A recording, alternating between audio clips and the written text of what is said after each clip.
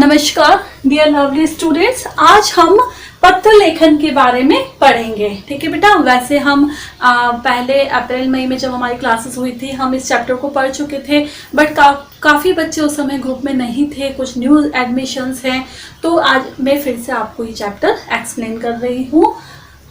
पत्र बेटा जैसा कि नाम से ही स्पष्ट है, किसी को हम हमारी भावनाएं व्यक्त करने के लिए या हमारी बात पहुंचाने के लिए हम जिससे लिखित में जो चीज लिखेंगे वो क्या कहलाएगी, पत्र कहलाएगी। ठीक है, रिटर्न में अगर हम लिख के किसी को कुछ भेजते हैं तो वो पत्र के अंतर्गत आएगा।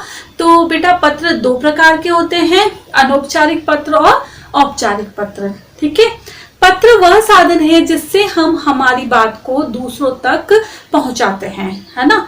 तो आजकल तो हमारे जो संचार के कई साधन शुरू हो चुके हैं, जैसे कि ईमेल है, टेलीफोन है ना। पत्र का बहुत कम लोग यूज करते हैं, लेकिन फिर भी कई जगह गांवों में आज ये सारी सुविधा उपलब्ध नहीं हो पाती है, तो लोग आज भी पत्र लिखते हैं, है ना।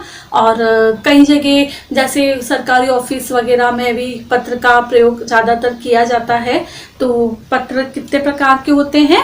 पत्र दो प्रकार के होते हैं, अनौपचारिक पत्र और औपचारिक पत्र। ठीक है, अनौपचारिक पत्र के बारे में हम जान ले। सबसे पहले अनौपचारिक पत्र अपने मित्रों, प्रियजनों, रिश्तेदारों आदि को लिखे जाते हैं, है ना, जिन्हें हम जानते हैं, जिनसे हमारी व्यक्तिगत पहचान होती है ना। जैसे कि हमारे मित्र हो गए, प्रियजन हो गए, हमारे रिश्तेदार हो गए, उन्हें हम कौन से पत्र लिखेंगे? अनौपचारिक पत्र। ठीक है, और औपचारिक पत्र के बारे में लिखें तो औपचारिक पत्र उन लोगों को लिखे जाते हैं जिनसे हमारा कोई निजी परिचय या जान पहचान नहीं होती है।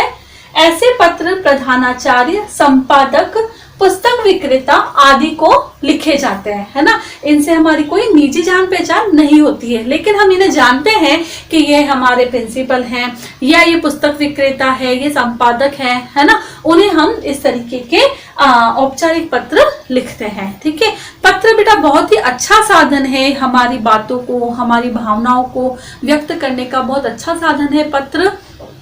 तो बेटा पत्र लिखना हम सभी को आना चाहिए।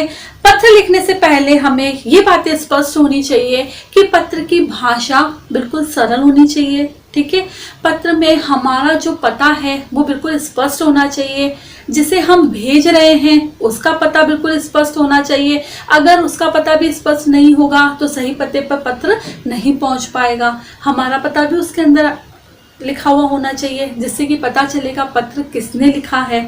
ठीक है, और जो हमारी भाषा है वो बिल्कुल सरल और बिल्कुल साफ होनी चाहिए। हमारी राइटिंग सुंदर होनी चाहिए। कहाँ पे हमें विराम लगाना है, कहाँ पूर्ण विराम लगाना है, इन बातों का भी हमें बहुत अच्छे से ध्यान रखना चाहिए। पत्र लिखते समय ये सारी चीजें हमें बिल्कुल स्पष्ट होनी चाहिए। ठीक है बेटा, तो आई होप पत्र के बारे में आप जान गए होंगे कि पत्र कितने प्रकार के होते हैं, पत्र हमें कैसे लिखना चाहिए, पत्र क्यों लिखा जाता है, ये सारी चीजें आप सभी समझ गए होंगे। तो बेटा ये जो तीनों प्रश्न हैं ये आपको अपनी नोटबुक में सुंदर राइटिंग से करने हैं।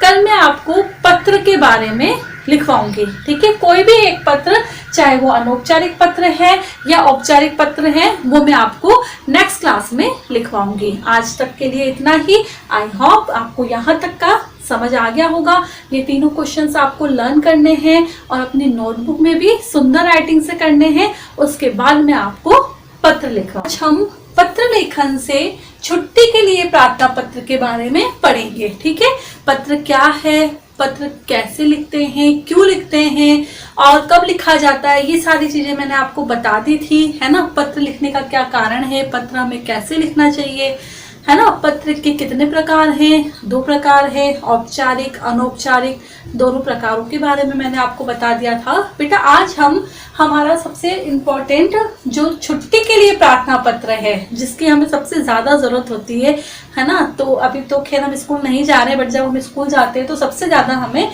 इसी पत्र की जरूरत होती है। तो बेटा इस पत्र के बारे में मैं आज आपको बता रही हूँ। सबसे पहले आप ऊपर लिखेंगे सेवा में श्रीमान प्रधानाचार्य जी, रावत पब्लिक स्कूल, प्रतापनगर, सांगानेर, जयपुर, राजस्थान। ठीक है, ये हो गया हमारा स्कूल का पता। ओके, उसके बाद हम विषय लिखेंगे। 2 दिन के अवकाश के लिए प्रार्थना पत्र। हमारा विषय क्या है, हम पत्र लिख रहे हैं तो हमारा क्या विषय है उसके बारे में लिखेंगे। उसके बाद हम लिखेंगे महोदय जी, प्रधानाचार्य को हम पत्र लिख रहे हैं। महोदय जी, सविनय निवेदन है कि मुझे कल रात से बुखार आ गया है। डॉक्टर ने मुझे 2 दिन आराम करने के लिए कहा है। कृपया मुझे दिनांक, मैंने यहाँ डेट नहीं लिखी है, आप खुद लिखेंगे। जिस दिन हम पत्र लिखते हैं उसके बाद जो हमें 2 दिन की छुट्टी चाहिए वो डेट लिखेंगे हम, कि हमें इस दिनांक से इस दिनांक तक 2 दिन का अवकाश प्रदान करें। धन्यवाद। आपका आज्ञाकारी शिष्य, यहाँ पे सभी को अपना अपना नाम लिखना है, कक्षा 3री और यहाँ पे सेक्शन लिखना है। उसके बाद दिनांक, जिस डेट को हम पत्र लिख रहे हैं वो डेट यहाँ पर आएगी। एक बात और ध्यान रखने योग्य है बेटा, कि जहाँ पे आप लिखेंगे आपका आज्ञाकारी शिष्य, ठीक है, यहाँ पे बॉयज तो यही लिखेंगे कि आपका आज्ञाकारी शिष्य, बॉयज यही लिखेंगे, बट जो गर्ल्स है, जो लड़कियां हैं वो लिखेंगी आपकी आज्ञाकारी शिष्या, ठीक है। यहाँ पे गर्ल्स ये लिखेंगी और फिर वहां पे अपना नाम लिख लेंगे। ओके बेटा, तो आई होप आप सभी को ये पत्र अच्छे से समझ आ गया होगा। इसे आपको लर्न भी करना है और अपनी नोटबुक में सुंदर सुंदर राइटिंग से ये पत्र करना है। ठीक है बेटा, थैंक यू।